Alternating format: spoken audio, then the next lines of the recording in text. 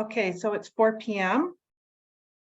Please be advised the mayor may be attending as a member of the public and not a member of the committee. He will be observing only and not participating. At this point, he's not here, but if he does attend. So I see that quorum is present, and I now call the meeting to order. I will begin by reciting the land recognition statement. We begin this meeting by acknowledging the land on which we gather is a traditional territory of the Haudenosaunee and the Anishinaabe peoples, many of whom continue to live and work here today. This territory is covered by the Upper Canada Treaties and is within the land protected by the Dish with One Spoon Wampum Agreement.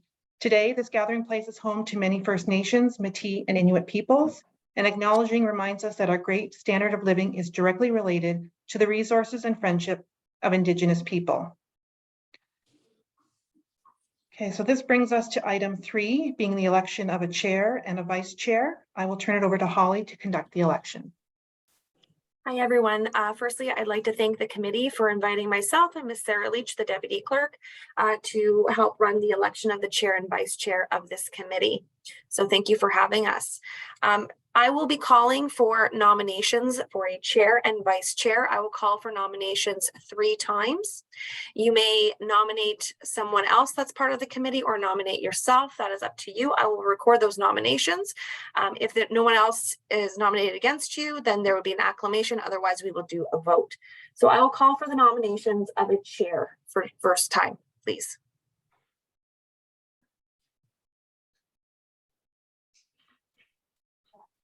So let me just put something forward that Councillor Olson and I were speaking at when we signed on today, and would acknowledge that if one of the non-councillors were willing to take on the chair, that we would certainly support that. Thank you, Member Wink. I did see Member Crum have his hand up. Were you placing a nomination? I will nominate myself, I guess, potentially for that role. Excellent, thank you. I will call for nominations again for a second time for chair. I will call for nominations for a third time for chair. I'm not seeing any. Mr. Crum, you do accept the nomination for chair? I do. Yep. Good job, Bill. Thank you. I'm pleased to indicate that Member Crum has been acclaimed to the position of chair. We will now move on to vice chair. I'm looking for a nomination for vice chair, calling for the first time. So I'd like to nominate Councillor Olson. Thank you. I will call for nomination of vice chair again for a second time. Thank you. I will call for nomination of a vice chair for the third time. I'm not seeing any. Member Olson, will you accept your nomination? Yes, I will, and I'm delighted the way this worked out as far as the chair goes. It's be very supportive. So thank you. Thank you. I'm very pleased to say that the vice chair position has been acclaimed to Member Olson. Just for formality, we will pass a resolution appointing the chair and the vice chair. So I would be looking for a mover and a seconder that Member Bill Crum be appointed as the chair of the Pelham Finance and Audit Committee, and that Member Olson would be appointed as the vice chair of the committee. Can I have a mover? I do see Member Eckert as the mover, and then Michael Cottenden as the seconder. Is there any discussion on this? Not seeing any. I just ask members that would like to vote in favor of this to raise their hand. Thank you. Anyone opposed? Thank you. This therefore passes. And with that, myself and Ms. Leach will leave your meeting. Thank you very much. Thank you, Holly. So with that, Bill, you're now in charge of the meeting. I see that. Yeah, things happen pretty quick on that front. So okay. No, so welcome everyone. I guess we'll just start off with that. So if we move to the agenda item number 4, the approval of the agenda. Any questions, comments? Can I have a mover? Counselor Wink? Bill, just a comment. Just like to add an addendum to the agenda with regards to the capital report and reserves forecast and debentures. So I believe Teresa circulated that report to everyone, so that should be added to the agenda. So it's the presentation, Bill, on the debt and the reserves for 2023. Okay, and so can we cover that under agenda item 12? Is that where we would put that? 13. Yeah. 13? Yeah. Perfect. Okay. With that amendment, any other questions on the agenda or comments? Hearing none, can I have a mover? Counselor Eckert, and a seconder, Counselor Wink. All in favor? Motion carried. Okay. So now we move on to the declaration of pecuniary interest and general nature. Does anyone have any to report at this time? Okay. Hearing none, can move on to the approval of the minutes of the May 25th, 2022 meeting. On this one here, I think we have to restrict the vote to only attendees of that meeting. I would suggest on this one. So probably Councillor Olson, Wink, and Michael. I think it would be between the 3 of you on this one. Is there any comments, questions, omissions as it relates to the minutes? Councillor Olson.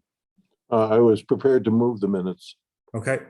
Sure. Just, well, I'll have you as a mover. Just wanted to just see if there was any comments first before getting to that stage. Councillor Wink, Mike. Hearing none.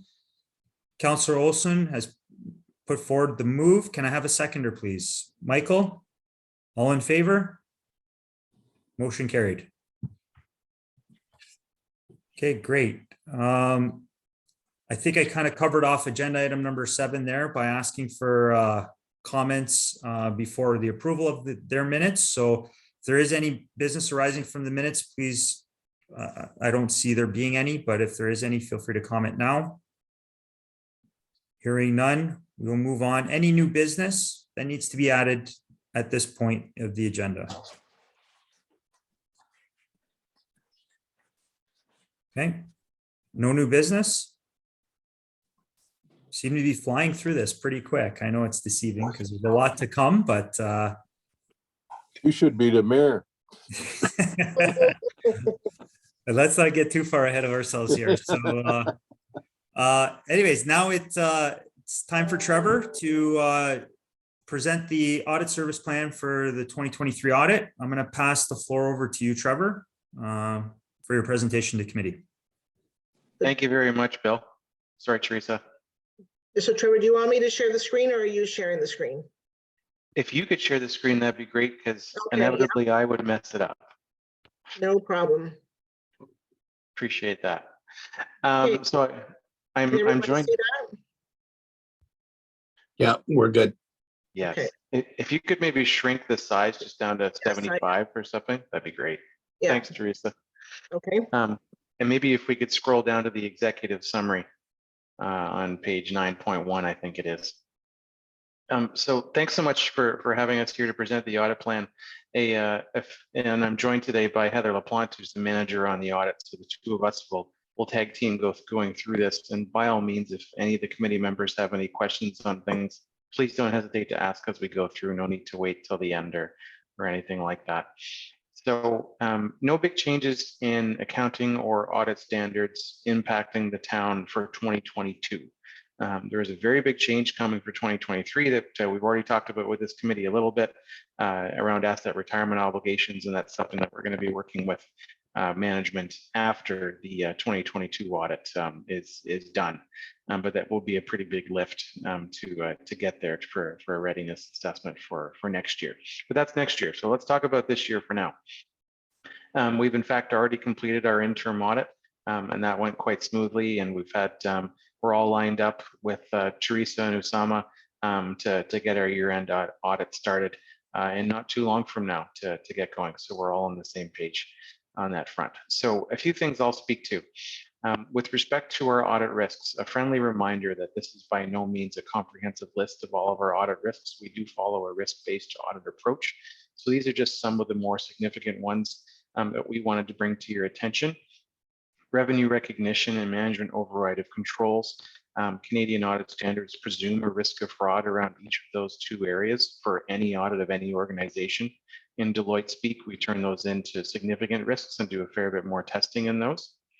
And the rest of our risks are quite consistent with what you would have seen in prior years for those members who were on the committee in prior years, with the exception of number 6 that we've listed here, just around internal controls during the transitions in the finance department.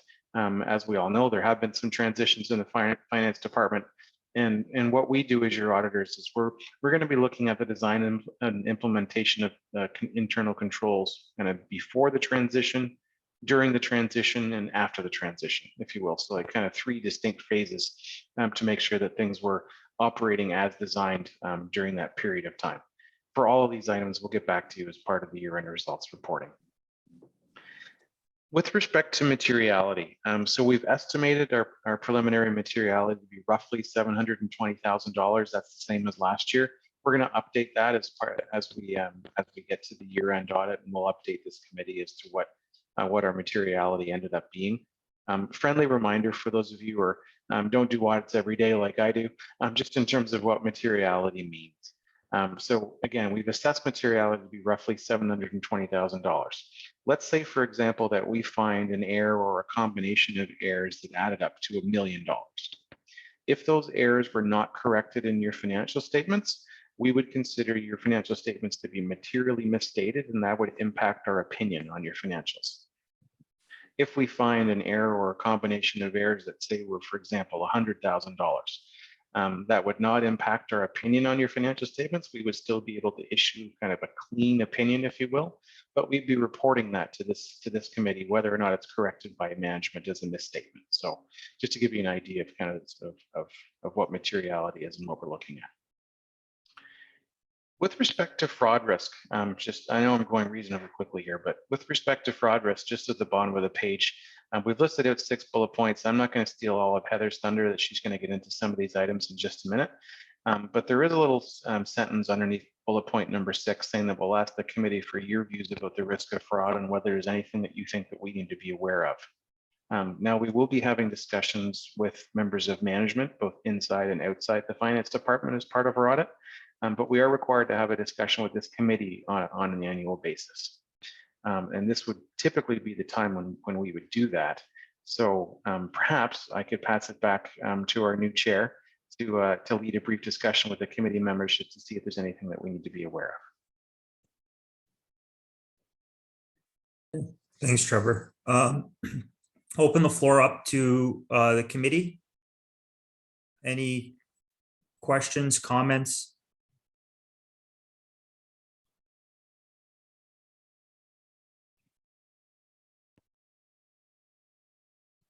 Silence is usually good for such things. Yeah.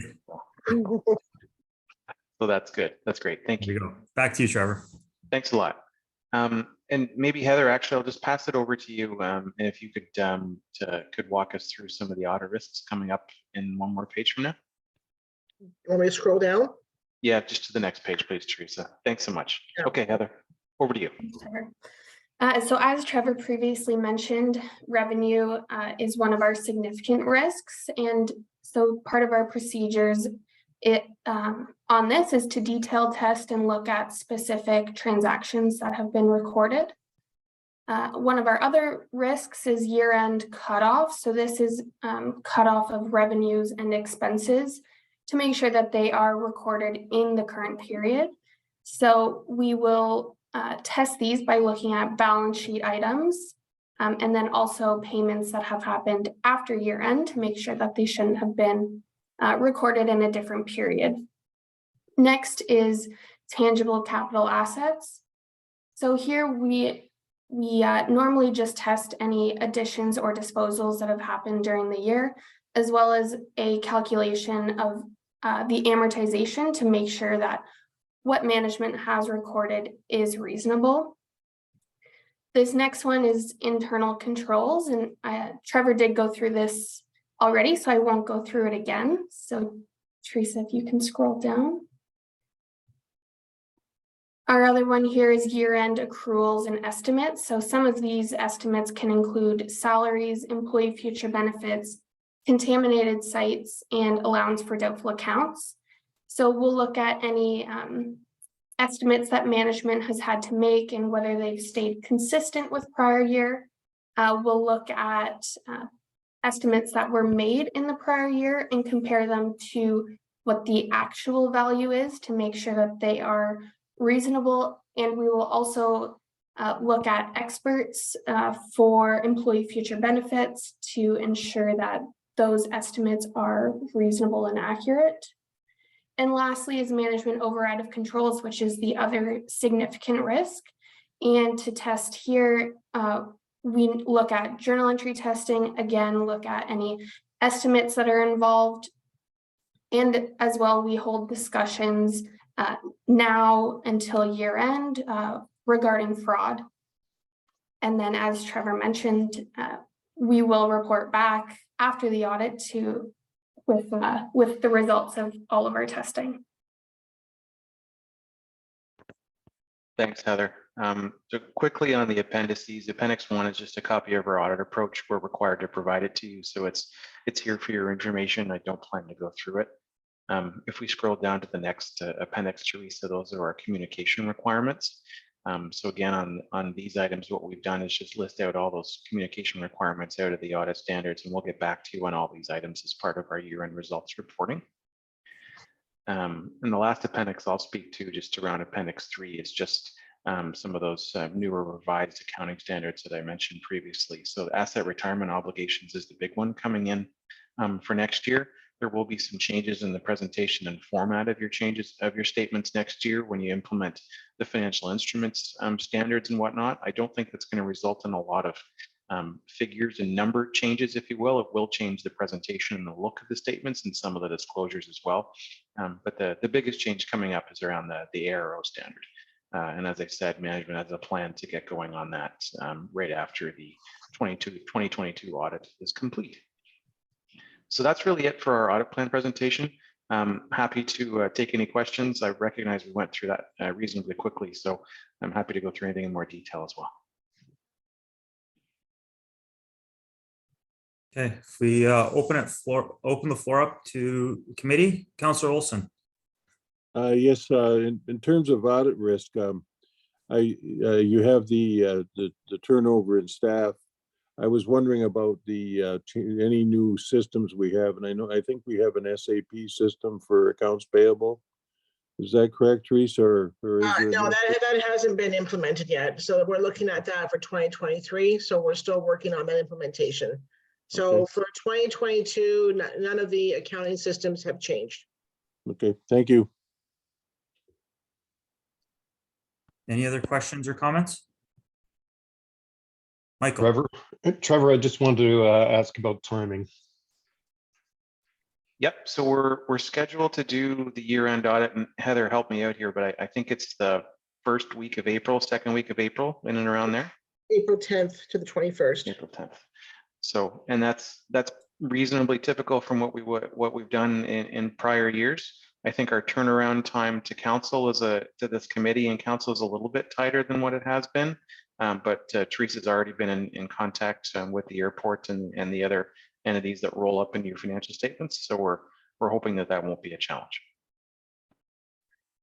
Yeah, no, we should get the airport audit financial statements. They're going to their board on March 31st, so we should get it right after.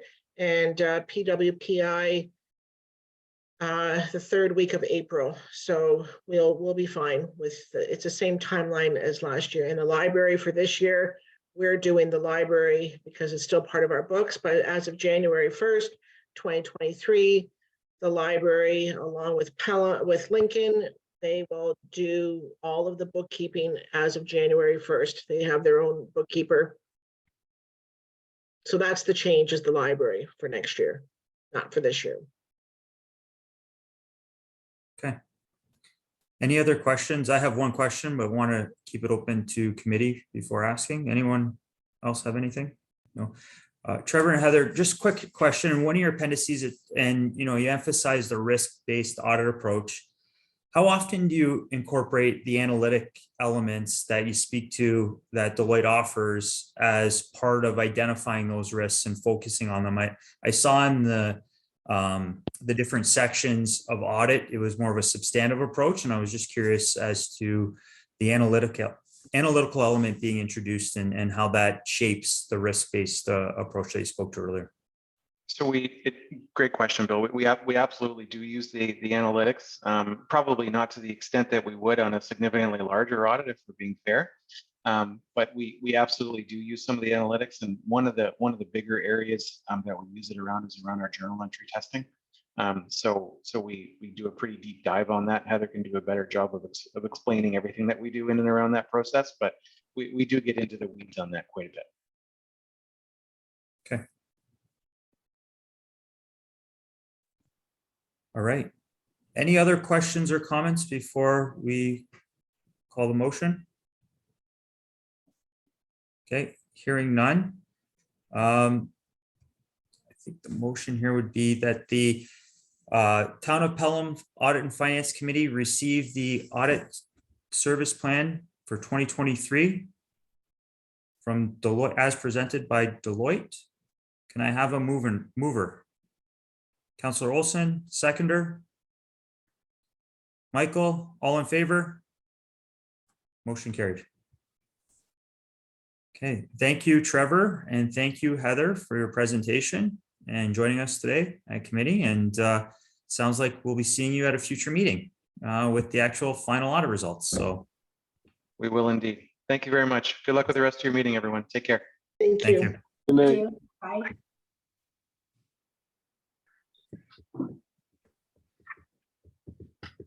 okay, so moving on to agenda item number 10. Relation to the operating financial reports. Before I open this up, Teresa, for you to present and kind of comment on, have these reports already gone to council or not yet?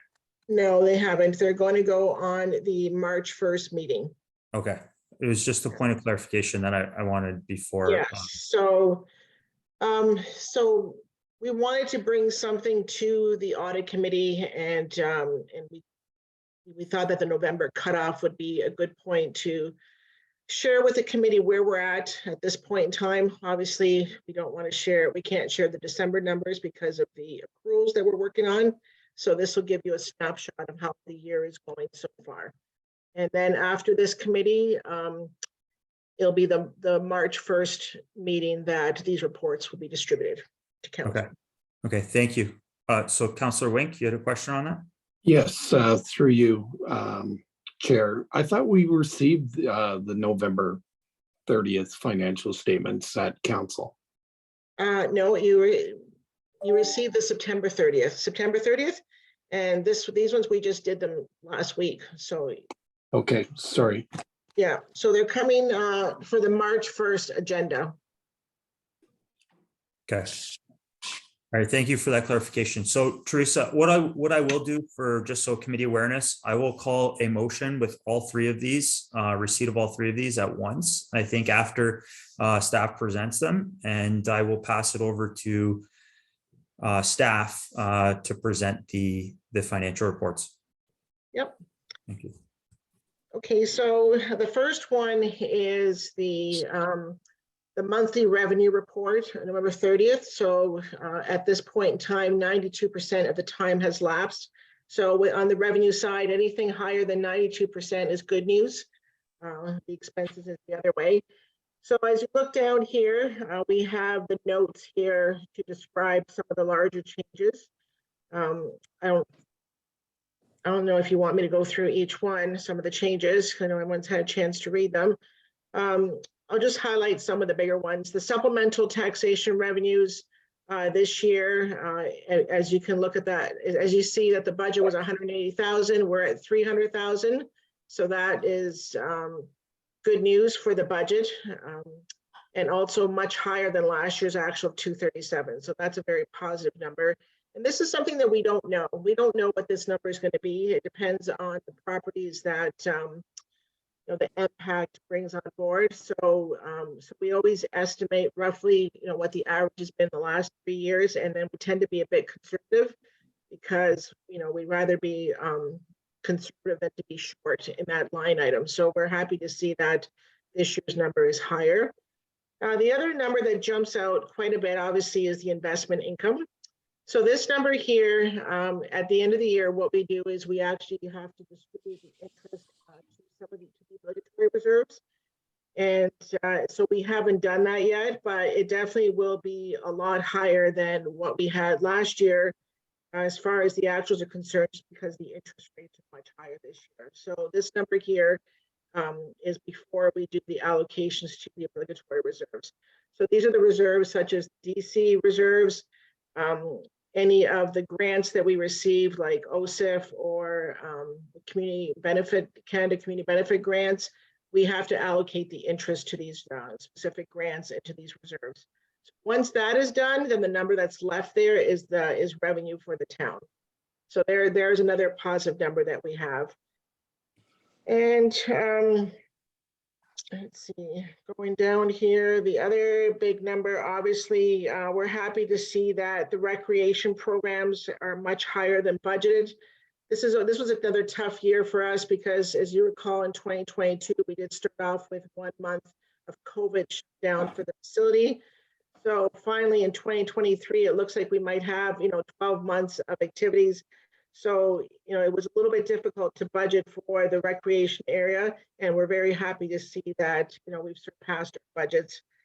And the other positive number, obviously, is in the building and planning department.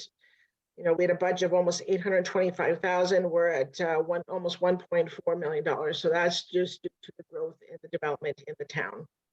So I don't know if there's any questions that anyone has on the revenue up to the end of November. Okay. Oh, Teresa, just hold on one sec, Teresa. Yeah, Michael's got a comment. Oh, sorry. Okay. Yeah. Sorry, Teresa, I just want to ask, so the investment income number that you're showing, the 482, Yeah. so that's going to be allocated back to reserves. So Yeah, to some of the reserves.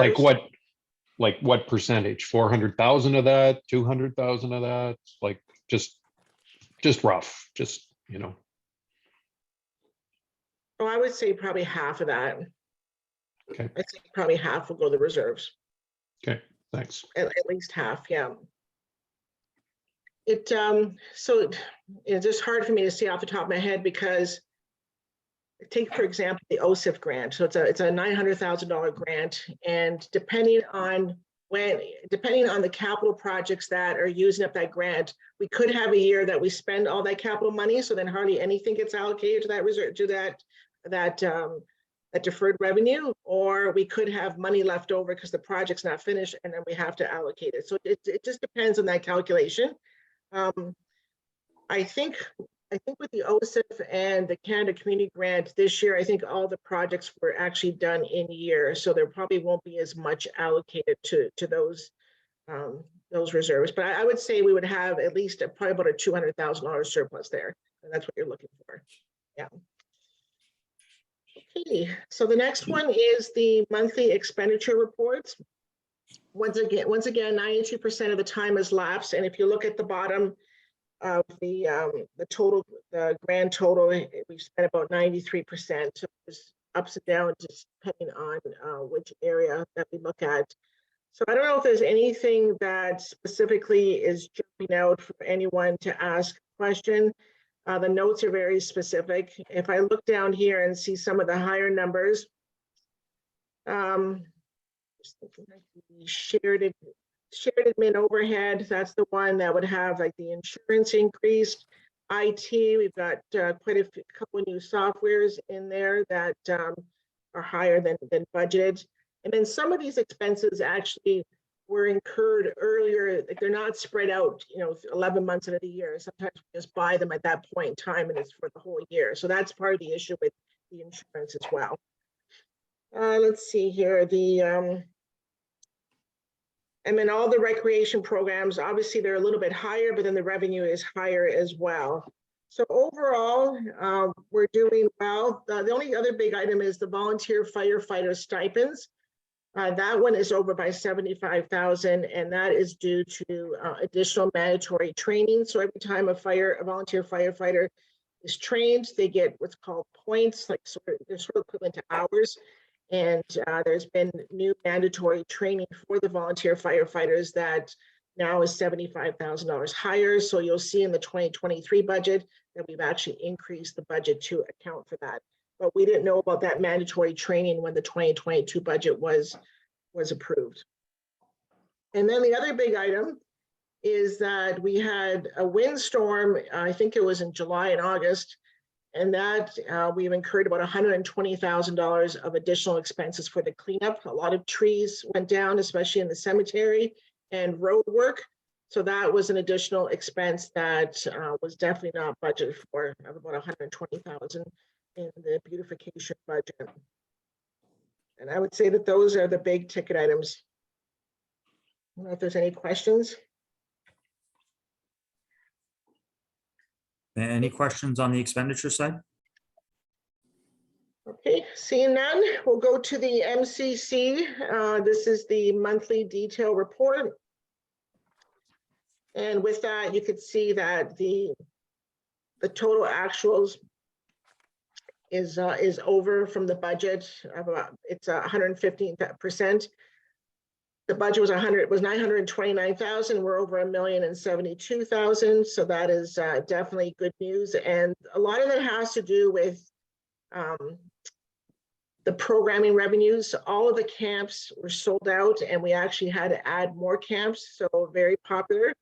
And I think some of this had to do, Vicki was saying, the director of recreation was saying that the YMCA in Welland was not running any of their programming. So a lot of the kids from Welland were coming to the MCC. We just heard today that they're actually going to open up some of the programming, the camps in Welland for this year. So they'll take some of the pressure off of our camps, because the demand was so high, and they added extra classes, but there were still people on a wait list. So I think that this is, I think we can focus more on the Pelham folks, and some of the Welland kids can go back to Welland. So so it's good news as far as revenue is concerned, but it was a lot of work on the staff as well. The other expenses, you'll see that some of the salaries and benefits are a bit lower, and that's because the first month of January, the community center was shut down, and some of the staff, part-time staff, was laid off. And the other item that's higher in the utilities, you'll see that natural gas is much higher than budgeted. And so that's just the cost of the natural gas. We're still doing okay with the hydro. So that's just something that we're keeping an eye on. But overall, we're still under budget with regards to the expenses of the community center. So if there's any specific, any questions for staff? Okay. Okay, thank you, Teresa. That's my report. Thank you. So it looks like Teresa already did the call out for questions on the full gamut there. Hearing no questions for staff on this, I guess I'll call a motion that Pelham Audit and Finance Committee has received the November 2022 financial reports as presented by staff. Can I get a mover? Councillor Wink, seconder, Councillor Eckert, all in favor? Motion carried. Okay, thank you. Okay, so there was nothing for agenda item 12, so we will jump to agenda item number 13, which this was the addition to the agenda at the beginning of the meeting for debt and reserves. And I'm going to pass it back over to staff to do their presentation on this item. Okay, thank you. So this is part of the presentation. So normally the budgets, the 2023 budgets would come to audit committee first, and then it would go to council, but we didn't do that because the committee didn't exist. So that's a good point, Council Wink, to have this committee as ongoing. So we do have a bit of a gap that Bill and Michael have not heard of the 2023 budget. So I could do something on the side with both of you if you want us to do that in the future to get your head wrapped around the 2023 budgets. That's something that we could do, you know, not part of the committee. But what we did want to present here is the debt and reserve sections of the 2023 budget. So I'll talk about the debt, and Usama Siraj, the new deputy treasurer. I don't think Michael and Bill have met Usama. So he will do the reserve section. So I'm just going to go over to the PowerPoint. And actually, I should share my screen first. Okay, share screen. So can everyone see that? Yep. Yes. Yeah, I'm just going to make it. I'm going to make it a bit smaller. Just a second here. One thing I don't like about when you share your screen, it's like sort of blocks some of the things here. Oops. Okay, so the existing debentures at December 31st, 2022 is $28.7 million, and there is no new debt being issued in 2023. So this is something that, you know, I have really worked hard in the capital budgets not to issue debt, as trying to finance the capital projects without issuing debt, trying to bring the debt limit down. So that's been my focus since I started here at the town, and I will continue to do so. But I think when you look at the reserves and you look at the capital pressures, you'll see that that's something that's going to be a bit hard for us to continue as a town. But in the meantime, there's no debt in 2023. The forecast debentures as of December 31st, oh, let's just say 2023, sorry, is $26.5 million. So the sources of funding for debt. So there's two sources of funding. We have the operating debt that's funded by the tax levy, the interest and principals. They are included in the operating budget because we have a cash budget, a modified cash basis, which means that all the cash that's required to pay our bills are included in the budget versus an accrual basis where you wouldn't have included the principal portion as part of that because it's a debt reduction.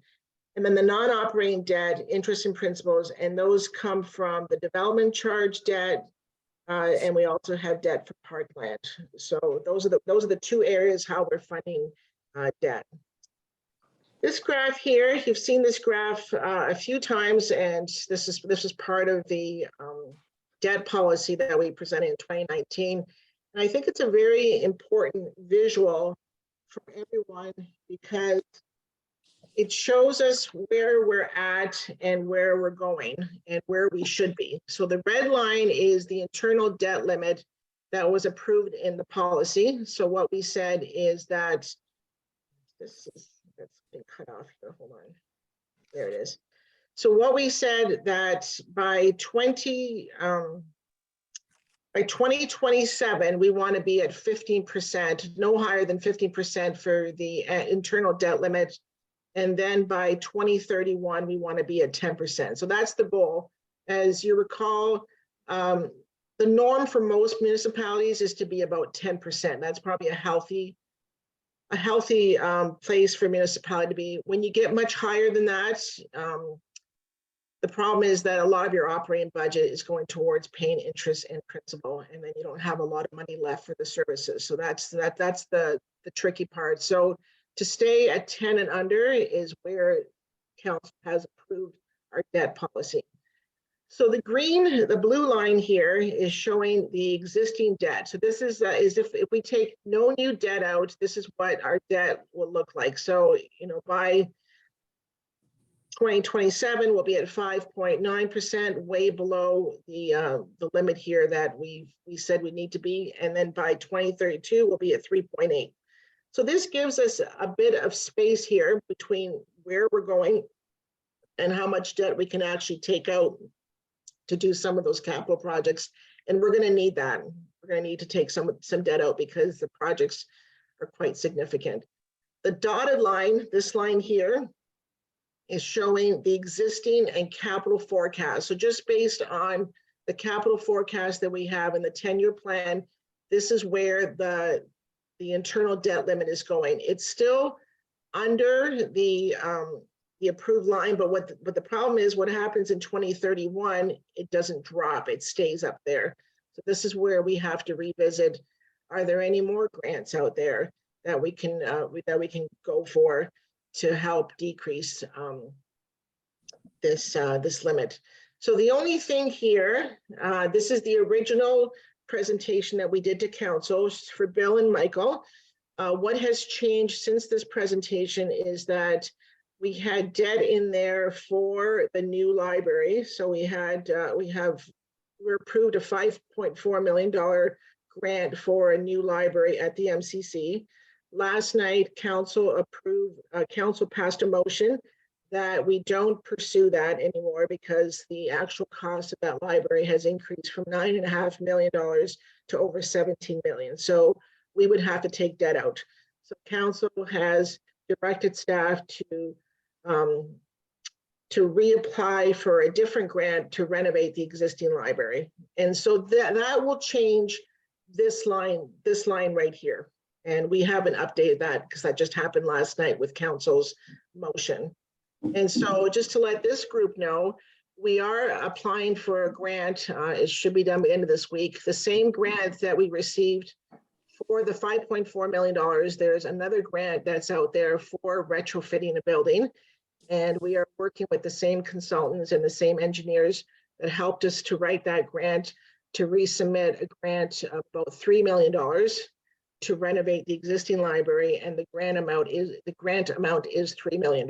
It's $999,999, under $3 million. So that's what we're applying for.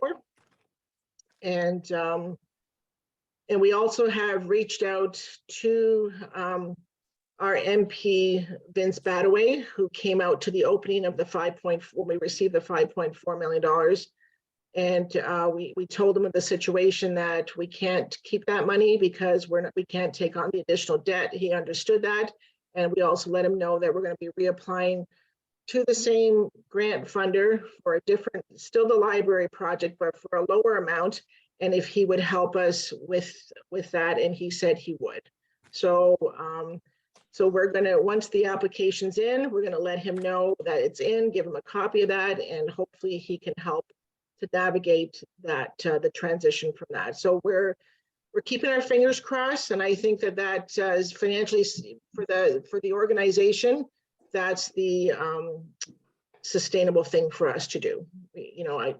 I can't support a $7-8 million debt for the library. That's just too much, and neither can council. So that was a good move on council's part. So the next one, what's my next slide here? Why am I not turning? Here we are. Okay, debt. You've seen this schedule before. This is the indicators as of December 31st, 2021. So if you look here at Pelham, Pelham is green across the board except for the first one, which is the debt servicing cost as a percentage of the town's own sources. And that's where we are in the red. And this ties in exactly to what we were saying, that the debt for the town in proportion to the size of the revenue of the town is quite high. And that is what's showing there. And this one here is a historical one, the same ratios. And you can see that from 2019, 20, and 21. The good news is that all of the other ratios are green. They've gone up from red, yellow to green. So they're all green except for obviously the first one that we talked about. So in other areas we have improved. We also have financial indicators from the province. We just received them about, I think maybe about a month ago. I could share that with the audit committee. So all of them now are under a low risk, and except for the one that ties into debt servicing as a percentage of the town's own source revenues. So they're, the ministry called us to talk about the ratios, and they're really pleased with how well Pelham is doing with the improvement of all the other ratios that we have. So they're very pleased with the strategies that the town has taken. And now I will pass this. Okay, are there any questions on debt before we move to the reserves? Teresa? Yeah. Yeah, it's Wayne speaking. On your chart 4 there, so this chart, when you update it, it will include the library adjustment, I guess. And does it include inflation? Because we've experienced some pretty heavy inflation over the last little while. Yeah. And I guess it doesn't include the grants either. Is that right?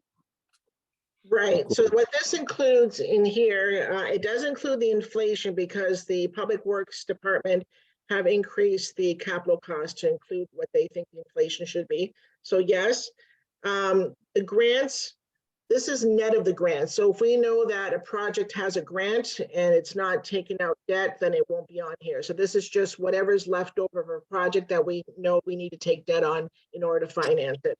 So this definitely will change with the reduction of the library, because if we get that $3 million grant for the library, then there is no debt. It's fully paid for. Okay, thank you. Okay. Any other questions before we move on? I just want to emphasize the importance of the information that Teresa just went through from my perspective, even as well. This is kind of some important stuff, especially when you're looking at long range around affordability. So the question I have, Teresa, on it is, what assumptions were used on the capital? So I know the staff was working on a capital renewal, deferred maintenance, trajectory or system, the asset management plan. Yeah. Is that what's informing this outlook on renewal and spend as it relates to each of these categories, or are we not there yet? It's the public works staff. They do use the asset management plan in order to look at the projects that are critical for renewal. So they are using that. Are we using it to the fullest as far as forecasting the capital out? We're not there yet for that, but they're definitely looking at the conditions of the roads, the water main, the wastewater pipes, and using that based on the conditions that were done, like the assessments that's in the asset management plan, and then seeing if it ties into their plan. So it is used in conjunction to what they know that needs to get done. The problem here's the big problem, and it's what Council Olson mentioned, is the inflation. So we had the Church Street project, for instance. It was approved in 2022. We went out for RFP and we were $1 million short. So we had to defer the project to 2023 and add another $1 million to that project, and now go back out for RFP. So we're seeing these huge increases. The Pelham Street project, when we submitted that for grant approval, it was $7.5 million. We're up to $12 million on the Pelham Street project. That's what's putting us back, because now it's dipping into our reserves, and it's pushing projects back too. So when I do the summary of the projects that I'm carrying forward, the list is pretty long, because there's some pretty big projects that we just couldn't do because we had to go out and get more. We have to get more grant money, more money in the budget for them. Okay. Yeah, the other element that I just want to emphasize is the metric there, the ratio of the net, essentially the debt to our revenue ratio, and how difficult it is to move that percentage. It is going to put a lot of pressure in the event we take out any more debt on services and or the taxpayers. So it's one of those things that, I commend council for the decision that they made in relation to the library around affordability. I think very well done based on the information that we're seeing. And it's going to be interesting as to how we navigate that, try and stay true to continuing to replenish reserves and planning for renewal, but not compromising service. So it'll be interesting, and as we navigate these next few years, as you know, deferred maintenance and capital keeps on bundling up. Like you said, it sounds like we're going to see a pretty big wave this upcoming year of deferred capital projects kind of hitting the pavement because inflation and affordability from what was originally went out to market, we just weren't able to do. So the big thing that we need, Bill, is that, you know, in the last 5 years, almost 6 years that I've been here, 2 of those years, the province doubled the community benefit grant, which was the old gas tax. So we get about 550,000, and then in 2 years we got $1 million. If they permanently increase that, that would have a huge, would make a big difference to us and the other municipalities. We need sustainable funding. We can't have these, you know, I'll apply for money here and then hope I get it. You need those grants that every year we can rely on, and it'd be, you know, they increased the OSIF grant last year, but then already this year in this year's budget, we were planning on having the same levels last year, and ours went down 147,000. So even that wasn't reliable. But right. If we had more reliability on the grants that we can address the deferred maintenance, it would help. It would really help on the reserve side. Now, the other big pressure that this town is going to have for the next 27 years, you know, obviously, is the debt from the DC revenue, the community center that's being funded by DC revenue. As the province keeps changing the rules on the development charges and what we can and can't charge and the timing of the collections, that's the pressure, because for the next 27 years, the first $700,000 of DC revenue that the town gets has to go towards debt, principal and interest of that debenture. And if it's not there, it's coming out of taxes. So that's a long period of time. And what's difficult is that there's only so much growth that this town has available because there isn't that much land. Right. Okay. So Bill, I have a couple questions I'd like to ask if you're done. yeah, absolutely. Yeah, Mike, go ahead. So Teresa, just the debt financial indicators document, will we see that sooner in 2023, like after the 2022 numbers are finalized? Oh, you mean like this scale? We can update. Yeah, we update this.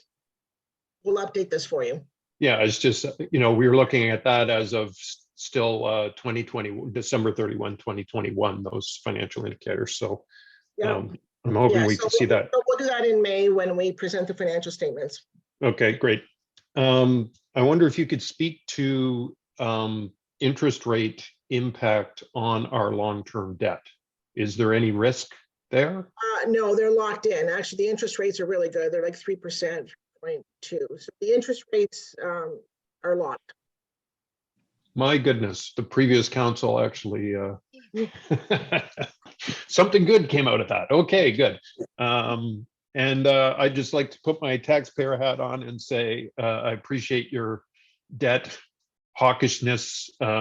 This is one of the issues that when the MCC was built that I was flabbergasted about, was the source of funding and the fact no one had really looked at the time frame for the funding versus when we were spending it. So as a taxpayer, I understand we're under a lot of pressure, as you just described, especially with the development charges. So, and as we'll see from this reserve presentation, it's not exactly a rosy picture in the future. So anyway, enough of that. Okay. So Teresa, just on that before, yeah, so Councillor Wink, if you have a question. Yes, through you to Teresa. Council was presented debenture forecasts. We're looking at debentures in 2025, 2026, and 2027. Will you be updating that those numbers for council and also for this committee, because as you pointed out, they're going to change substantially as a result of last night's decision with respect to the library, but also I believe that there's some debenture money in there for the Civic Square, which we as a council has decided not to go forward with during this particular term of council. So will they be updated? Yeah, so we can update this and bring it back to the May meeting, this particular slide that you're referring to see what that graph looks like, and then also what Michael mentioned about the ratios. So we'll bring those back and update. Appreciate that. And then also building on Michael's question, when we do go out for debentures, it's inevitable. And I know back in the last term of council, we were looking at forecasting debentures having to happen, I believe, in 2025 also. Are the interest rates going to be higher on those particular debentures than what we are now? And if we were to go out for a debenture, let's say, for instance, today, what would the interest rate on that be? Oh, I would say that it'd be well over 6%. Ouch. Yeah. I mean, the interest rate that we're getting at the bank is about 6%. Yeah. So it'll be much more than that. Actually, the region just put a call out to the lower area municipalities, you know, who's thinking of having debentures this year. So, you know, obviously we said no, but we'll see what those rates are, because they're putting a call out right now to see if anyone has that. But yes, it's double what we had a few years ago. Yeah. So double the interest charge on the taxpayers going forward. So Yeah. we've benefited for a long time with low interest rates, but rates are going up and will probably stay up for a little while at least. Yeah. Okay. Thank you. So the next section, is it okay if I move on, Bill? Yeah. So Yeah, it's I'm going to hand it over to Sama on the reserves and the reserve funds. Thank you, Teresa. Good evening, everyone. I apologize. My computer decided to restart in the middle of the meeting, so that's why I was gone for a little bit. So continuing on, we'll talk about reserves and reserve funds. As you all know, reserve and reserve funds play an important role in municipal finances. We use reserve and reserve funds to, fund various operating and capital expenditures. The key difference between the two is that the reserve funds are actually restricted by either a legislation or a bylaw, whereas reserves are not. So just following this diagram that you have on the screen there, the operating budget is the primary funding source for reserves.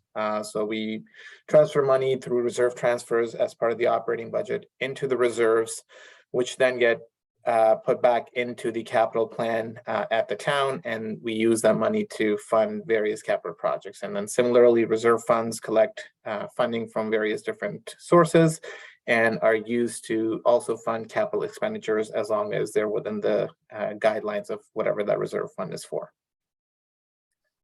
So moving on to the next slide, here we have the reserve fund forecast for all of the town's reserve funds, both capital and operating. The capital budget document includes a 10-year projection, but for the purposes of the presentation, we're just looking at the first or the next 5 years. So you've heard that, the town's finances and the reserve funds were not in the greatest shape in the past, and we've since made a lot of headway in that. In 2019, Council approved a reserve and reserve fund policy, which was very thorough, which set out various different targets and a phased-in approach to get us to where we need to go for all these capital reserves. So town staff have been following the reserve fund policy closely and replenishing these reserves while keeping in mind the future needs of infrastructure, which is tied to our asset management plan. So as of December 31st, 2021, which is our actual balance, because we're still in the midst of finishing 2022, all of the town's reserves were actually in a positive position, except for the land acquisition reserve. So that's definitely a good sign. We're moving in the right direction. Looking at the next 5 years, you would notice that a lot of these reserves continue to be in a positive position. However, we need to be careful because, as I mentioned, a big piece of this reserve picture is the capital outlay. So the capital plan that needs to happen, rehabilitation of assets that we need to do, will need to be funded from these reserves. So just because the reserve fund is showing a projected balance and a positive for the next or for the current year, it may go back into the deficit position in the next 5 years if we are not careful and don't actively plan to replenish these reserves in line with what the capital needs are. And just to jump, oh, sorry, Osama, just to jump in, if you look at the Parks and Recreation Reserve here, you'll see that with the capital needs that we have for the parks, how the reserves are going into a deficit. Exactly. I was just going to say that I was going to use the example for the roads reserve, but it's the same principle, right? Like, looking at the current year or looking at December 31st, 2021 balance, it shows a great balance. But then, when you take into account what's committed to be spent in the next few years, you're going back into a deficit position. So exactly what Teresa said, and that may be true for a lot of our reserves, especially some of the larger ones where we have to fund large capital infrastructure from. Next, we'll talk a little bit about development charge reserve fund. So this is a good example of an obligatory reserve fund. Simply put, the DC reserve fund is set up to collect monies from development charges, and that money is used to pay for growth infrastructure as a result of growth in town. Projected collections for DC reserve fund are based on estimates of the anticipated amount, type, and location of residential development within the town over the next 10 years. And this information is found in the DC background study.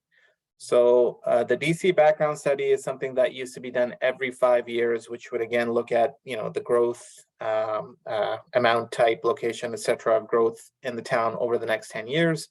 But since we've had a change in legislation, now the DC background study will be updated every 10 years. So every 10 years, we will look at what's required in terms of what we need to collect from development charges to support the growth within the town. And we're actually in the process of completing a 2023 DC background study. So that's moving along. So that will give us a better indication of how much we need to collect and what the growth needs are from an infrastructure point of view.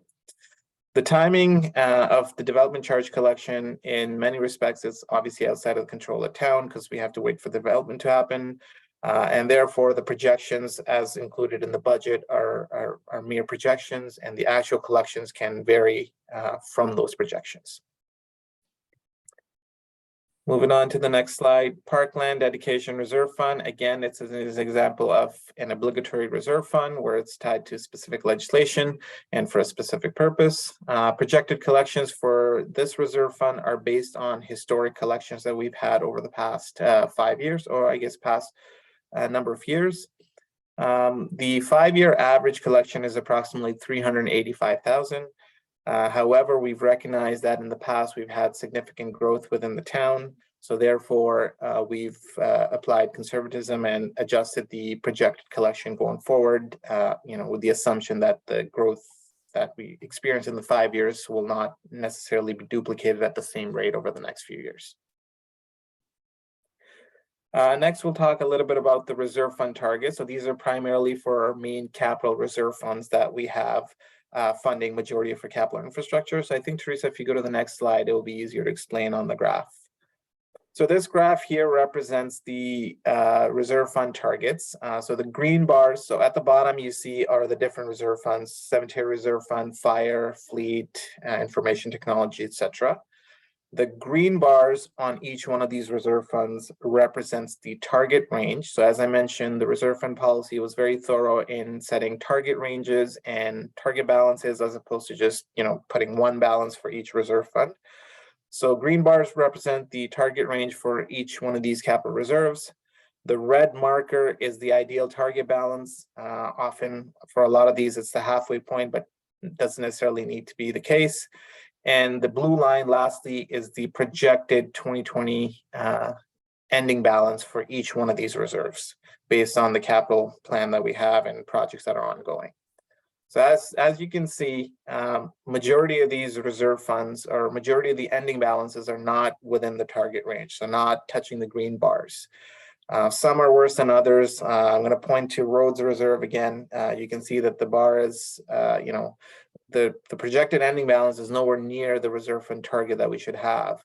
In fact, when the policy was done, I think the reserve fund target identified for the reserve was about 12 million. So you can't even see the target balance, which was like over 6 million, right? So just again highlights the importance of not losing sight, not looking at short term, but looking more long term of what the capital needs are and how we need to continue to fund and increase contributions to these reserve funds. So over the next number of slides, I will be walking you through again from the previous graph. Now we're looking at each individual reserve fund just in a bit more detail. So for the first slide, I'll take a little bit more time just to kind of explain what the numbers are. And then the next few will hopefully go a little bit faster because it's the same information, but it'll just be duplicated for that next reserve.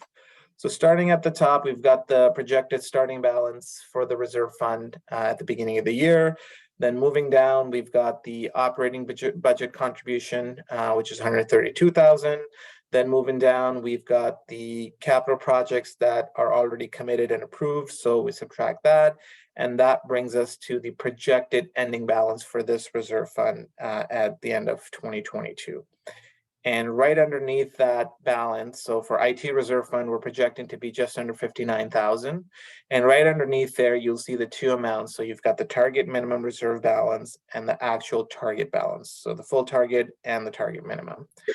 Now, if we look at the 5-year mark at 2027, this reserve fund is only projected to have a balance of about 20,000.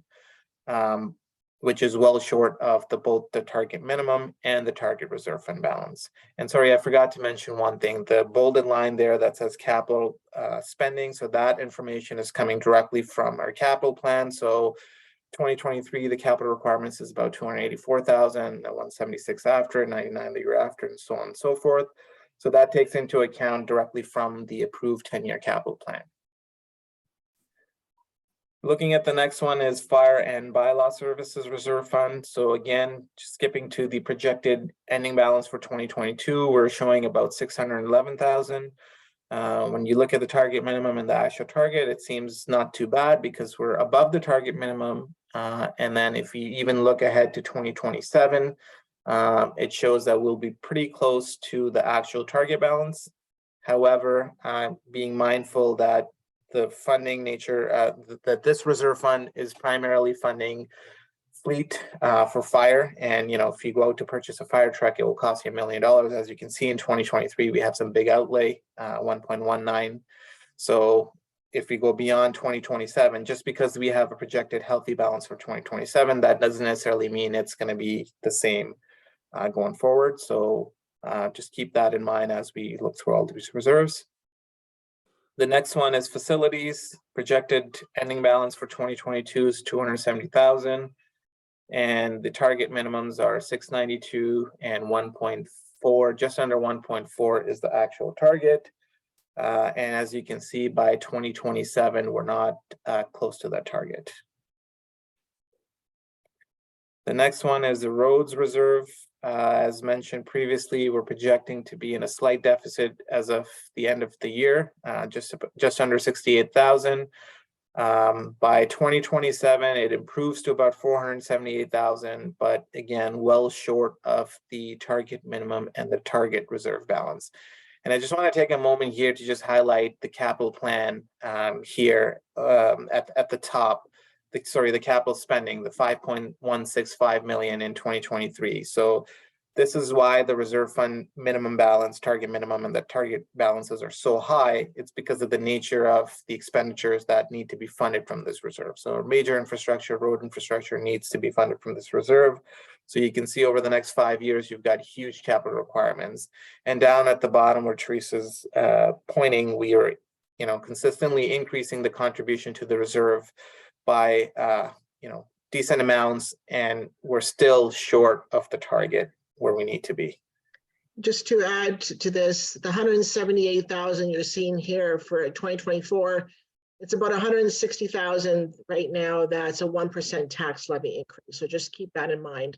So, you know, you just think just for one reserve alone, we need a 1% tax levy increase, and we're still short. So Teresa, is that based on what our current taxes are for the number of houses and yes, And- as of this year, it's about 160,000. Yes. so that will increase as Yeah. a lot of the impact does their assessments going forward. So it looks painful, but hopefully as we grow, Yeah. the pain will be spread across everyone. Yeah.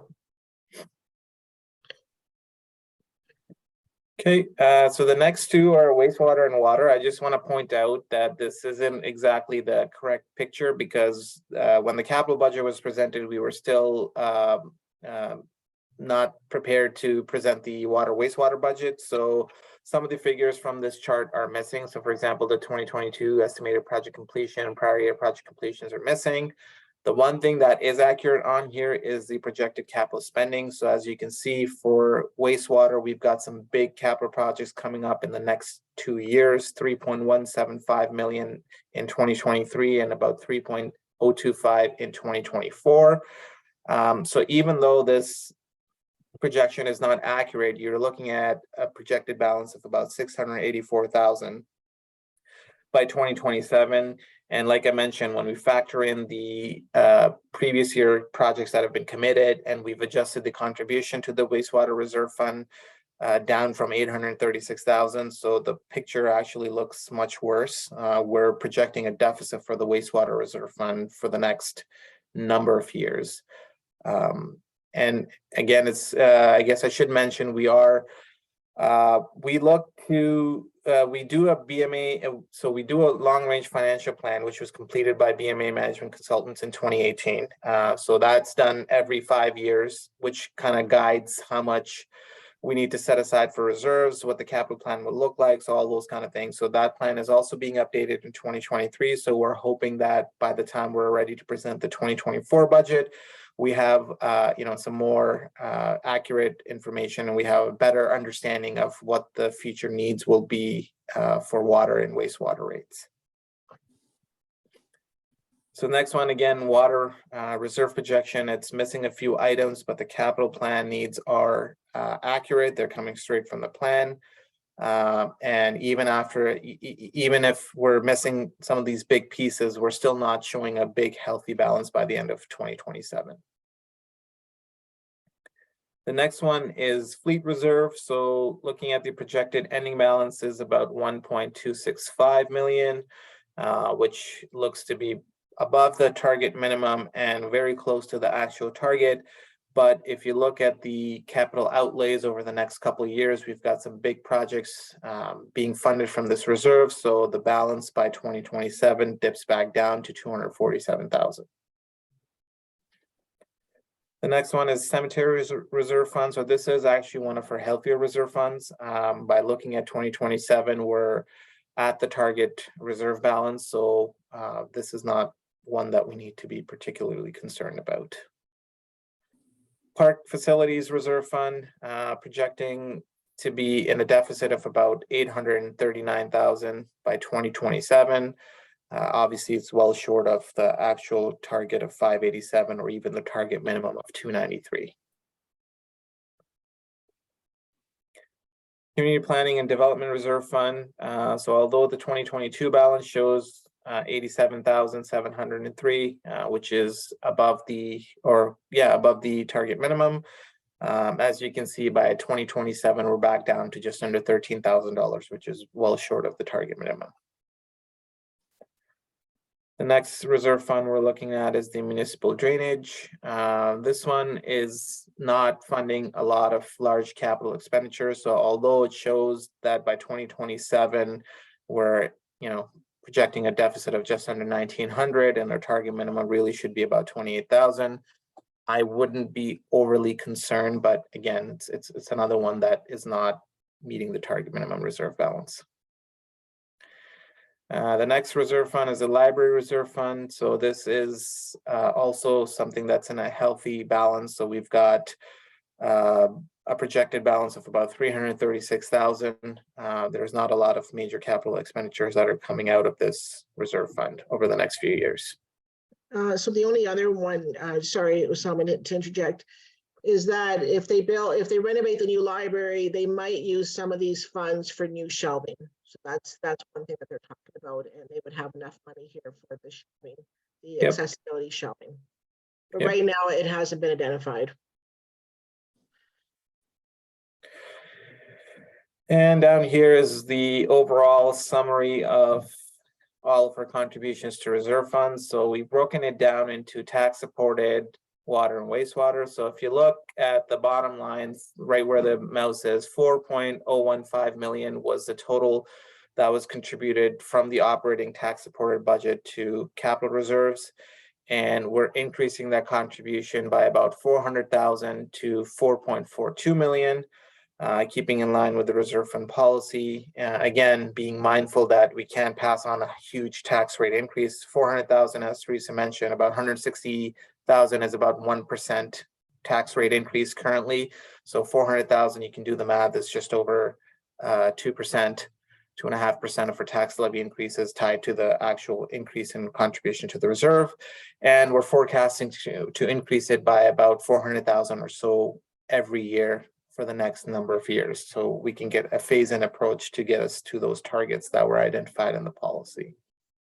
And then water, wastewater, again, these figures are not actually accurate. I do remember the number for 2023, so we're contributing about 898,000 instead of the, sorry, so wastewater, we're actually only contributing about 336,000.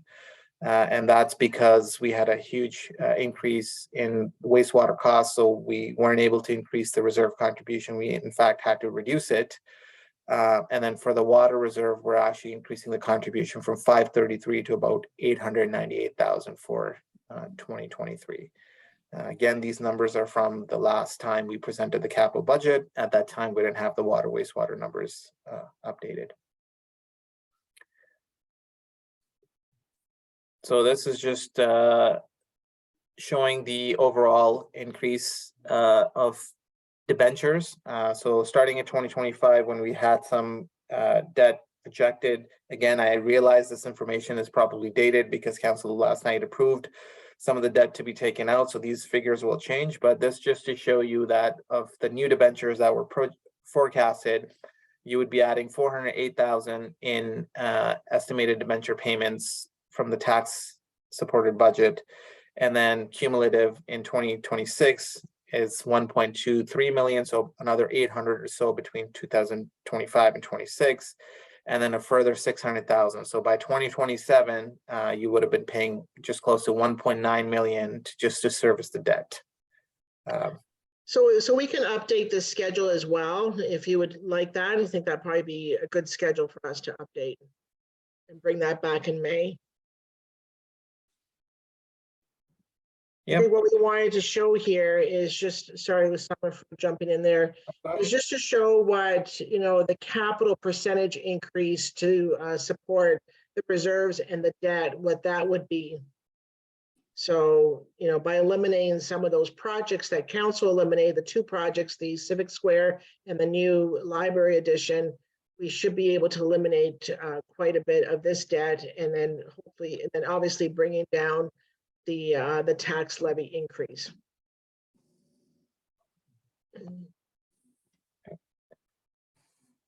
And I believe that was the end of the presentation. Thank you, Osama. Yeah, thank you, Osama. Appreciate that. We'll open the floor up for any questions from the committee. Michael? Thanks, Bill. Teresa, I know that development charges you can't really forecast, but I just had a question. If you're getting any feeling from the building department, if permits and things are dropping off with increased interest rates, are we seeing developers placing developments on hold or slowing down?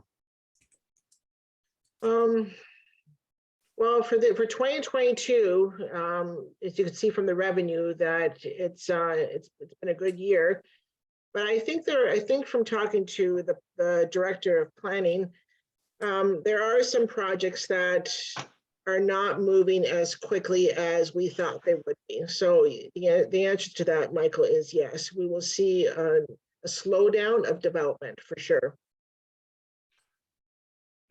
Second question, not to sound like a previous committee member who was hung up on transit every meeting, but the land acquisition reserve is one that annoys me a lot. And from the way the numbers appear there, I think it's going to be in our reserve for another 50 years. At the current rate it's being dropped. I know that we did have some sort of statement about applying. 3,000.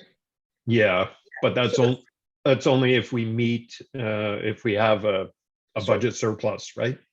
Yeah. So actually this year for 2022, we do have a couple of land sales. I think it's over 200,000. So we will apply the land sales against the land acquisition reserve and decrease that reserve negative balance. And you're right, the first 140,000 of the surplus goes to decrease the land acquisition reserve. So I think this year we probably can decrease that by about 300,000. I think we'll be able to bring it down. But if we have no surplus, I mean, it's not going to get then we resolved. don't. No, then we Right. don't.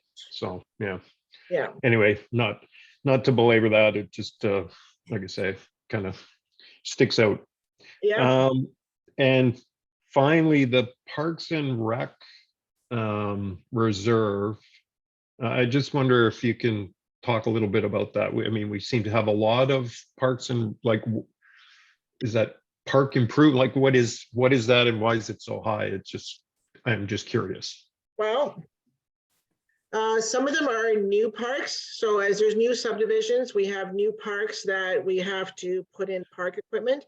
Just to give you an understanding of how much it costs to put in the park equipment, you're talking a range of about $350,000 to put in those swings and gyms and the proper turf and to do all the drainage. So I think there's at least 2 new parks in East Fawn Hill that we have to put in. And then also there's a renewal cycle for some of the park equipment under the parks safety equipment, that some of the renewal has to happen. But I think most of that are the new parks that are going in. So the developers do put money towards the parks when they do build a subdivision, and there's also land that is set aside for the parks, but the initial costs of the parks do come from there. So I could think of at least 3 new parks. There's 2 at least in East Fawn Hill that are going in there. They're just very expensive. And sorry, just for the members of council, as a taxpayer, I'd like to advocate for some thought that perhaps our parks could contain some sort of equipment for adults to actually use the park and get some sort of exercise benefit from that park facility. It's things that I've seen in other countries, and they're actually used quite a bit by senior citizens, but we don't seem to have that thought process here in this country for some reason. Yeah, so Michael, I understand what you're talking about. They're called Vita parkours. A lot of them can be used on trails and whatever, and not clumped in one section where you can run to one piece of equipment, do some exercises, and run again to another piece of equipment. A lot of that wouldn't be contained in necessarily a neighborhood park, but I agree with you that something has to be done for not only we look at youth and we look at seniors, but there's a lot of people in between that we should look at. So there's a large park going in Saffron Meadows. There's supposed to be a park in Forest Park. There's a natural park in Riverview Estates right near the MCC that's being put in. There's another one that we're looking at Tanner Crescent. And anytime you do development, people are screaming, well, we need more parks, we need more parks. And really, we are collecting money from the developers for parks there. So yeah, there's a lot on the table in as far as that's concerned. And as we get bigger, there's going to be more demand on soccer fields. There's going to be more demands on baseball diamonds and the like. And you know, it's part of what a community is, that we have to provide parks. And yeah, point well taken about what's being done in other countries and other communities too. I've seen them in other communities, so it's not being lost on there, but it's a point well taken.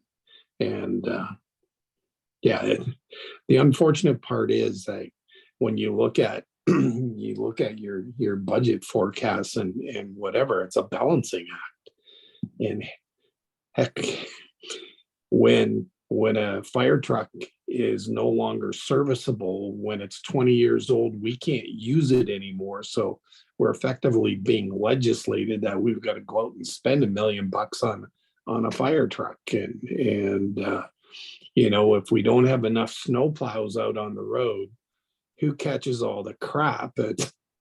It's council and all of staff, you know, and yeah, it's tough. Like we did, thank God we did an excellent job in the past term and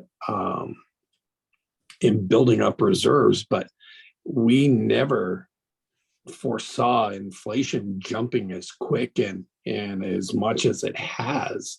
And that's really impacted our capital projects. Like it's a tough environment that we're living in right now. And we've also been very fortunate in the last year, receiving 2 very large grants for park-related facilities, $500,000 for the pickleball courts and $250,000 for the tennis courts, and then the 2 splash pads. I mean, just look at the funding for that. If we didn't receive that, that wouldn't even have happened. So it's tough. And Councillor Wink is right. When there's a snow plow for $250,000, that's already almost in its 20th year and it's way past its useful life, and we're just keeping it together with our great mechanic that keeps it going, it's going to crash. And now we have the bigger problem that it's taking us 2 years in advance to order one because of the supply chain issue. So that's the other problem we're having now. So if something breaks right now, if we can't fix it, we just won't have it. So it's a lot of pressure. We can't even rely on the delivery date. We've got the Rescue 2 fire truck that was ordered a year ago, and Bob's hoping, our fire chief is hoping that we'll get it in May. So it'll be over a year, almost a year and a half before we get that vehicle when it was ordered. So yeah, there's a lot of issues, but that's a really good point. I wonder, I'm going to pass that on to the director of recreation, because maybe that might be something that the community can, we can reach out to the community and just see if there's, sometimes people are looking for projects to sponsor, just like we did with Peace Park. The community stepped up and did some of the renovations in Peace Park. So maybe that's a great idea to look at some of that equipment. Or our service clubs sometimes approach us and say, what can we do? So maybe that's something that we can say, is this something that you might be interested in? So thank you. Any other questions or comments? Staff.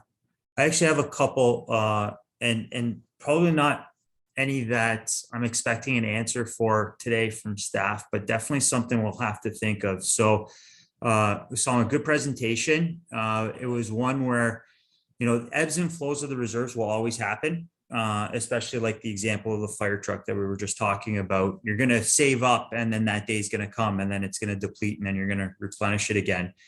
But based on the forecast that the outlook, our reserve balances, the majority of them aren't going to even be close to the minimum target. So we're not, we got that pressure. We're looking at taking out more debt.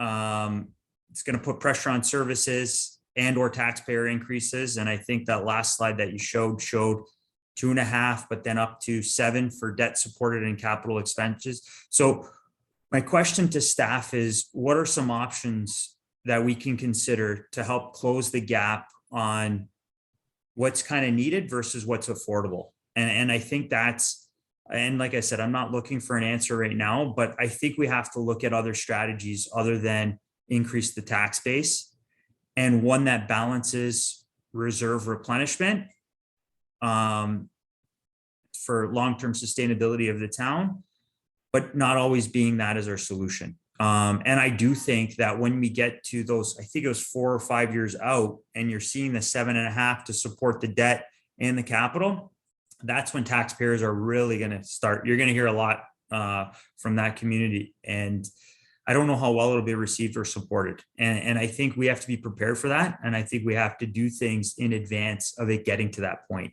and try and avoid it at all costs, in my opinion. So it's a strategy session. It's something that I think we have to start thinking of. And I don't think increasing the tax base is the only answer. And I know the town has done some things, whether you're extending useful life, Teresa, like you acknowledged. I don't know if contract service, when you look at snow plowing versus in-house is a way to go. And it's something that the town's evaluating. Or grants, getting a proposal writer in on staff and just hammering out proposals to offset some of the capital needs from an advocacy perspective. There's a ton of different options that I'm sure staff can come up with, and something that I'd like to see come back to this committee at some point, just because I know the progress that the town's made, and I'd hate to see it retract. But I do understand there always will be ebbs and flows to the reserve funds. So that's kind of probably my closing comment on that one. The other one that I was a little bit surprised about was the water wastewater. And you referenced it in your presentation that it was because all of those increases, they were pretty aggressive, I want to say, over the last few years. I think 8+% if I stand corrected. And part of it, I think, was catch up. We were one of the lowest municipalities from that charge that wasn't being increased for a while. So it was catch up. But to see where you're looking to go next and what you're forecasting was also somewhat concerning, because it seems to be getting worse before it's getting better. And that seems a little bit misleading from what the information was previously presented to this committee around what we needed to do to get things to a good state. And now it seems like we're just not getting there. And I was a little bit surprised by that aspect of the presentation as well. Yeah, so I think it's unfortunate that both you and Michael missed the water and wastewater presentation, but the biggest increase that we had, especially on the wastewater side, was the region's increase. Was it Osama, about 23% with the rate and the consumption? 25%. 25%. So when you're dealing with almost $400,000 of now a new increase to that, that's where we had to balance, because we didn't want to go past the 9.5% recommended by BMA for the wastewater increase. Like, even though at the end of the day, it's coming out to $6.07 a month of an increase. So the 6.5% water increase, 9.5% wastewater increase. On the average household, it's $6.07 a month increase. But people are focused on the percentage increase. Whereas really, if you think about $6.07, it's not a lot, a month. So the biggest thing is, and it's been shocking, to the Public Works Department, the engineering department, is the cost of the pipes. They've doubled. So the PC, what is it? Okay, I can't even pronounce PVC. Yeah, the pipes there have doubled. So just think of any project that we're doing now that we have to replace the water pipes or wastewater are doubled. And so that's where the biggest costs have happened in that area from when we presented to you last time. And that's just been in the last 6 months.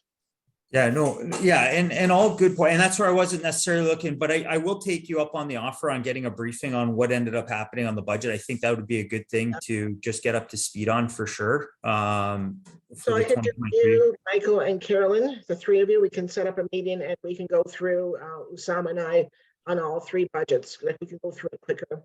Yeah, no, I think that'd be great. Just before you, Councillor Eckert, did you have your hand up before Councillor Wink there? No, Councillor Wink was first. Okay, so Councillor Wink. Yeah, so getting to the water wastewater, yeah, we've been aggressive as far as the amount that we've been charging each and every year. Sorry, Michael, this doesn't affect you because you've got your own water. But regardless, we are still the lowest of all the municipalities in the region as far as our costs are concerned. So we're well below average. So it's not something that the taxpayers want to necessarily hear, but we're providing services that are less than every other municipality in the region. So, and to Teresa's point, the cost of wastewater is just skyrocketing as far as the pipes in the ground and whatever. So anytime that you see a cost for roads, well, the roads cost X number of dollars, but then there's other costs that come out of wastewater to put the pipes in the ground, and then also the water distribution pipes. So the roads have to be fixed. We're blessed that we do have good roads for the most part, but anytime we modernize the roads, so this year it's Quaker Road. Next year we've got to finish Pelham Street. These are all big ticket items and then the year after that is Station Street has to be urbanized. And the year after that, it's Pancake has to be urbanized. You know, people are concerned about flooding and everything else happening. And unless we urbanize our streets in town, we're going to have lots of insurance claims on flooded basements and everything else. And, you know, it's a game. It's that balancing act on everything that we do. And I know some communities through COVID said, no, there's no capital spending. Well, if we sit there and say, all right, we're going to replenish our reserves in a particular year and there's no capital spending, you're going to pay for it the year after. And it's probably going to cost you more because every year our costs on everything that we do are increasing exponentially. Yeah, and just for clarification there, Councillor, that's not what I'm suggesting, but I do echo your balancing act around trying to do what we can do, probably with trying to mitigate debt, I guess is probably the best thing. And I think there's other ways that we can still get the long laundry list done through prioritization and other means other than tax base. On the wastewater one, I wonder if it's just a symptom of ripping the Band-Aid off in 1 year and getting caught up with the other municipalities in the region. And you don't have that long, painful 9-10% increase continuing for eternity. I don't know what the answer is, but needless to say, it's just more of a, and you're right, materiality wise, Teresa, it's the percentage, it's the optics of the percentage, not necessarily the whole dollar value associated to it. But anyways, Councillor Eckert, I know you had your hand up earlier.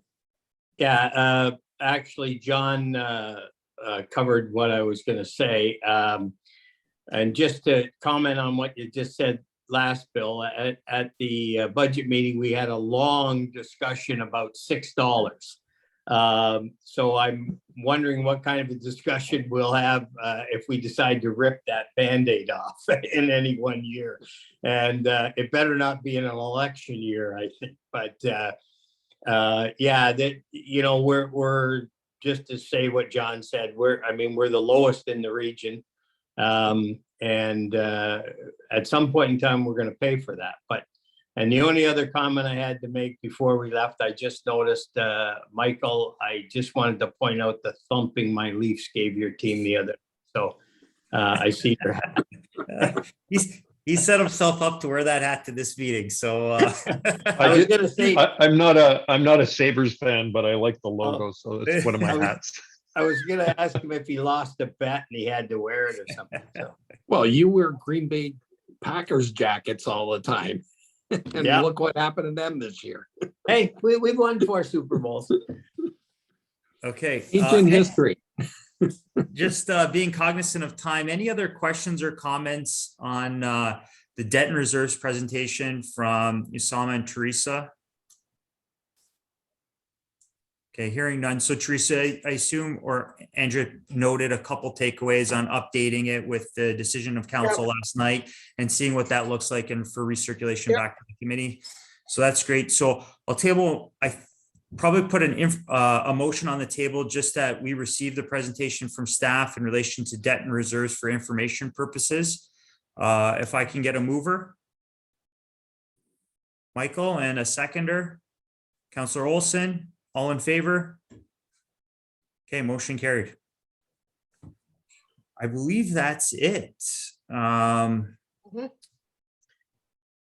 think we just wanted to, just to mention the other 2 dates that we have in the calendar right now for the audit committee. Andrea, I'm sorry, I don't have it in front of me. The next one is on May 24th. May 24th. That's when the auditors come with the financial statements. I think, have you put those dates in the calendars for the audit committee? No, not yet, but I will. So she'll put that in there. So May 24th. And then the next one is November. Let me check on that one. I think it's November 22nd or something, but she'll put in your calendar, and that would be for the budget, for the 2024 budget. Okay, But great. Bill, Michael, and Carolyn, we will get a date together, and Usama and I will do a mini presentation of the 2023 budget, so that when you get the information on a regular basis, you'll know where the budget came from. Okay, sounds good. Councillor Olson, you have your hand up? Yes, May 24th is the Pelham Cares 40th anniversary dinner and volunteer appreciation night. So I know I'll be there. Okay. Yeah, so you know what, Teresa, can we maybe look, is there a way to put out a doodle poll or something like that on some dates, just to ensure committee availability, and then we can lock them in as a takeaway from this meeting? Sure. Okay. The only thing is with the May 24th, we'll just double check with everyone. We've already committed with the auditors, but we'll do a doodle poll just to make sure that everyone can attend that.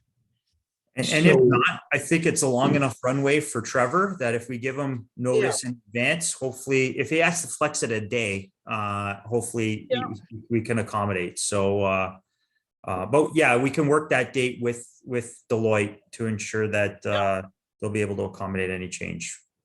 Okay. Especially a meeting like that, I think it's very important to have the full membership there with the audited financial statements. I mean, council will see them eventually when they go to council, but I still think the level of detail that probably comes through this committee is good to have full membership present at that time. Yeah. And that meeting, Deloitte would like to be in person, if that's okay with this committee for the financial statements. Okay. Oh, Michael? Oh, that was going to be my question. What is your protocol moving forward about meetings in person versus Zoom? What does this committee want? I mean, I would say that the May one should be in person. I'll open this up to the floor. Sometimes it's easier on Zoom when we're presenting with the screens. I find it a little bit easier for some of the other meetings. Like right now, like it was, for Deloitte to be there and do that half-an-hour presentation, that was easier for them to do that. So yeah, and I guess I'm not suggesting one way or the other. I just know that, the board I'm on, everybody, we've gone to in person, and so, but I don't know what you're doing. I don't know what you're doing with your council meetings, and so it was just a question. Yeah. So Michael, if the plan is to have the next one in person for the audited financial statements, why don't we talk about it and add it as an agenda item at the next meeting? And we can have a fulsome discussion, knowing that I think there's only one more meeting scheduled for the rest of the calendar year in November after that meeting. So everyone's comfortable with in person, and that seems to be the way the town is going. If that's the way the town is going, I'm happy to go either way, or in the event, you be flexible, right? So if someone can't make it, but they can do Yeah, hybrid, be hybrid. we can look to a hybrid meeting and accommodate the best of both worlds. I think would be Yeah. another option to consider. Yeah, the other boards that I'm on, we're hybrid because the goal is you want everyone to be there, and sometimes people can't. So you'd rather have it to be hybrid. 100% agree, Teresa. So Okay, so we can put that in the next agenda, and then we'll do a poll out in the next 2 meetings. yeah, if we could circulate the poll, obviously, out after this meeting Yeah. with some proposed dates and working with Deloitte, that'd be great. And we'll get those responses and we'll pick the common date that works for everyone. So, Okay. okay, great. So any other business before we close things off? Nope. So can I table a motion to adjourn? Michael, seconded by Counselor Wink. All in favor? Awesome. Thanks, everyone. Thanks. Thank Bill. you. Thank you. Have a good evening. Have a good night. Good night. Take care. Bye. Good night.